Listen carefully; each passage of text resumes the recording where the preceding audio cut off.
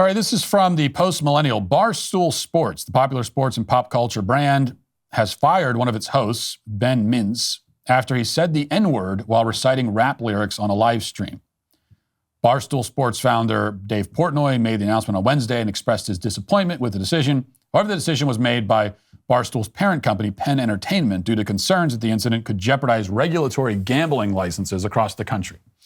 Mintz apologized for his actions, claiming that it was an honest mistake and said that he meant no harm.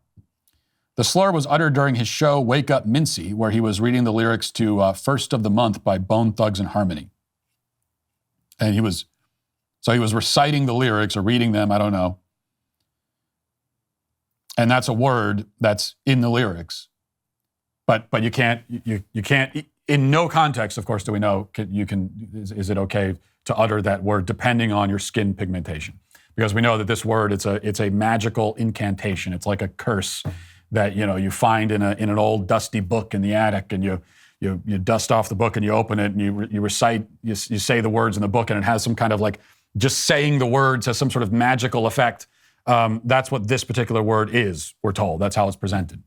Where you cannot even utter the syllables in any context, even while quoting someone. You can't say you could say N-word, which it still conveys, it still communicates the word. When you say N-word, well, everyone immediately knows what you mean. So what is the moral distinction between saying N-word or actually uttering the syllables themselves while quoting someone? What's the distinction? There isn't one. It's totally arbitrary. But this is the arbitrary, completely ridiculous rule that has been imposed.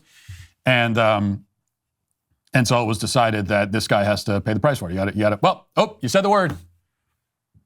Technicality, you're out. You lose your livelihood and your job, and everything.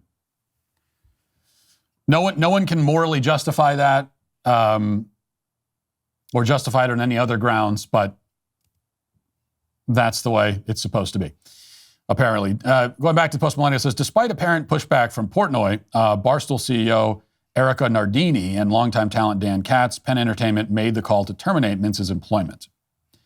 Penn Entertainment acquired 36% of Barstool Sports from the Chernin Group for $163 million in early 2020 and bought the remaining 64% for an additional $388 million in February 2021.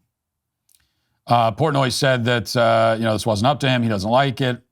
He then posted a video later addressing fans who were calling him out as a sellout and as someone who's participating in cancel culture. And he responded to that with another video. I think we have that. So I get every Tom, Dick, and Harry since this Mincy thing be like, Prez, you're a sellout. You're a sellout. Hey, Prez, you sold out. Well, as the kids say, no doy. No doy I sold out. You're just figuring that out? I started a company and I sold it the out. Made hundreds of millions, made millions for everybody who grinded in Milton. Yeah, we sold the out, and that's what you do when you're an entrepreneur. You start this little company, you dream one day you sell the out. So no doy. Still means this decision sucks. I hate it. Makes me want to puke. Are we back on?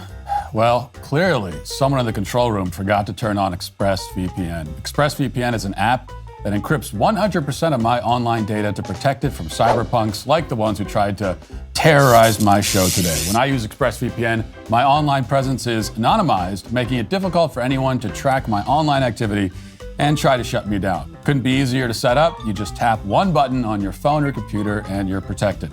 ExpressVPN works on all your devices, your phone, tablet, computer. Wherever you are in the world, ExpressVPN can and will protect you. Don't let the cyberpunks who tried to hijack my show hijack your information. Visit expressvpn.com/Walsh. Get 3 extra months free. That's expressvpn.com/Walsh. expressvpn.com/Walsh to learn more.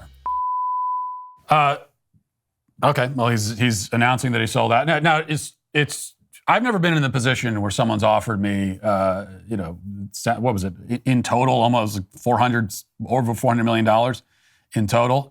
No one's ever offered me that kind of money for anything that I've done. And so I can imagine it's, quite an incentive to take the offer. And I don't blame him for taking it. That in and of itself, I wouldn't call selling out necessarily, but it does mean that if you consider Barstool Sports to be some sort of, some sort of organization that stands against cancel culture, stands for any kind of values at all, if that's the notion you had in your head, well, then that notion should a long time ago, but especially now, I think you should see it better. It's an entertainment company, and that's fine. It does entertainment. I'm not particularly I don't really follow what they do, but it's entertainment. Apparently, they took down their anti-cancel culture merchandise from their store, sort of admitting that, well, they can't claim to be against cancel culture anymore. And they can't, because that is, yes, from a financial and profit-driven perspective, I can understand why you would take the money. Someone offers you $400+ million, you take it. I get that. But the moment that you do that, well, now you are subject to the whims of this giant corporation that owns you. And you can't stand against cancel culture anymore. You can't be relied on to uphold any kind of value system whatsoever, because you are owned by them. And the only thing that the corporation cares about is the money. So that's what we learned about Barstool, but really it's something we should have already known. And it is, again, a decision that no one can logically or morally defend. The idea that there is a word that cannot be uttered under any circumstance is completely insane. And it is not something that there is no other word in the English language or any other language in existence that we have those kinds of rules for.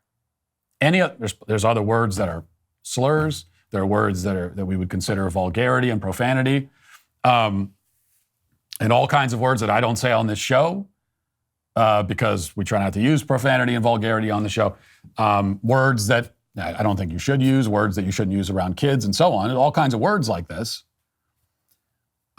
But there's no other word that we would say, well, under no circumstance at all can it even be uttered, even in the context of quoting somebody. And certainly there's no other word where we would say, well, judging on your skin pigment, if it's this shade, you can't say it at all under any circumstance. But if it's a little bit of a darker shade, then say it all the time, and it's totally fine. So there's no context where it can be said over here. There is no context where it can't be said over here. And we are going to decide that based on how dark your skin is. Makes no sense, and I think we all are aware of that. That'll do it for this portion of shows. Move over to Members Block. You can become a member today by using code Walsh at checkout for 2 months free on all annual plans. Hope to see you there. If not, talk to you tomorrow. Godspeed.